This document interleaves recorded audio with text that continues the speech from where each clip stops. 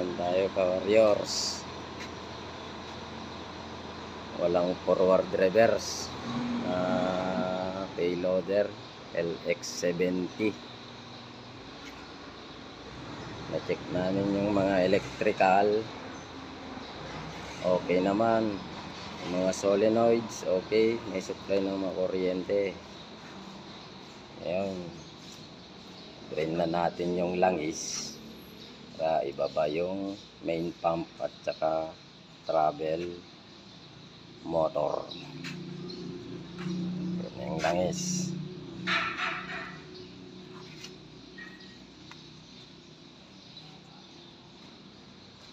Tanggal na rin namin yung mga upuan.